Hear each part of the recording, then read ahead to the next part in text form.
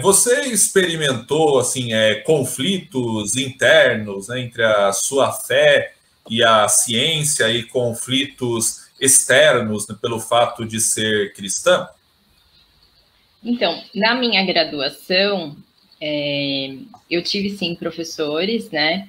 Alguns professores que eram ateus, mas sempre eles foram muito conscientes das limitações da ciência, né? Então, não é qualquer tipo de pergunta, né, que dá para ser respondido aí pela ciência, não é toda pergunta, né, que é respondida pela ciência. Então, eles tinham muita consciência disso e uma atitude muito respeitosa, né? Então, independente da crença de cada um, sempre teve esse respeito, né? E uma vontade de um querer ouvir o outro, né? Então, quanto a isso, foi muito tranquilo. Eu senti, sim, uma ausência de pessoas cristãs dentro da física, né? Ou ainda evangélicos, né? Então, tinha um programa de educação tutorial, que a gente recebia uma bolsa do MEC para fazer pesquisa, né? Atividades de pesquisa, ensino e extensão. E nesse projeto eram selecionados 2 alunos de cada curso. E o que eu achava bastante interessante, intrigante na época até, é que a gente entrava nesse programa a partir do 2º ano de curso, né? A física são 4 anos de curso.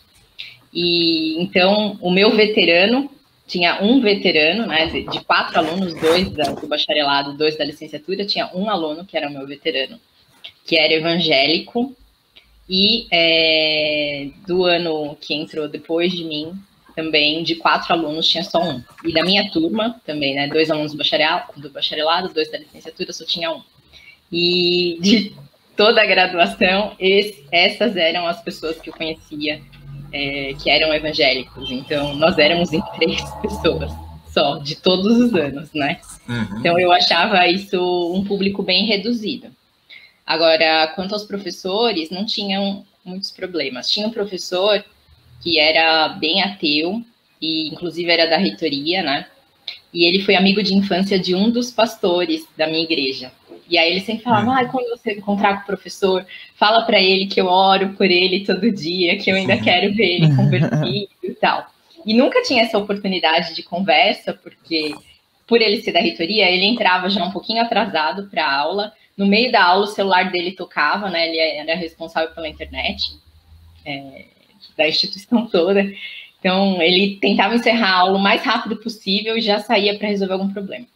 E um dia, num evento da física, a gente se encontrou, assim, exatamente, chegou junto pro RU, e aí eu pude conversar com ele. E foi uma atitude muito respeitosa, né? Ele agradeceu que esse pastor orava por ele ainda, contaram algumas brincadeiras, algumas artes que eles aprontaram quando criança, enfim.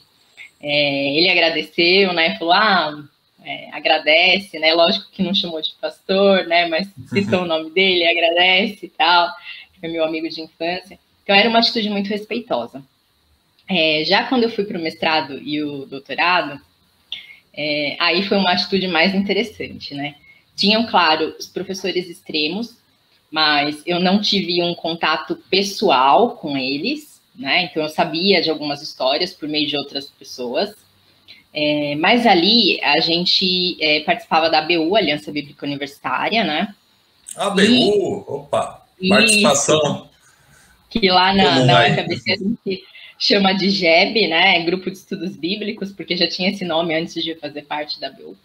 Mas a gente teve uma abertura muito grande ali dentro, né? Então, disponibilizando salas para a gente. Teve um ano que a gente fez o Guia do Bicho, e a universidade permitiu que o Guia do Bicho oficial, digamos assim, impresso pela própria universidade, a gente não arcou com nenhum gasto, né? Não teve nenhum custo. Foi feito pela própria universidade e quem desenvolveu foi o GEB, foi o Grupo de Estudos Bíblicos da ABU. Então, a gente tinha uma abertura muito grande. Mas uma das vezes a gente fez alguns cartazes e espalhou pelos centros da universidade, então a parte da engenharia, a parte da matemática e computação e a parte mais específica aí das exatas com provérbios. escritos em inglês e espanhol, mas sem a referência, né? Então a gente colocava o versículo lá grandão, o cartaz. E via carimbado, né? Tinha lá o carimbo dos responsáveis da Prograde, até tal data para ficar exposto. Então tinha autorização, a gente colocou lá os cartazes. Na parte de matemática e computação não teve problema nenhum, de engenharia também não, mas onde ficavam os físicos, os biólogos, rasgaram o cartaz. Tipo, 2 dias depois estava lá, arrancaram, assim, tudo rasgado, picado. A gente não sabe quem foi, mas daí já dá para ver que tem um certo conflito, embora eu não tive esse conflito pessoal, né?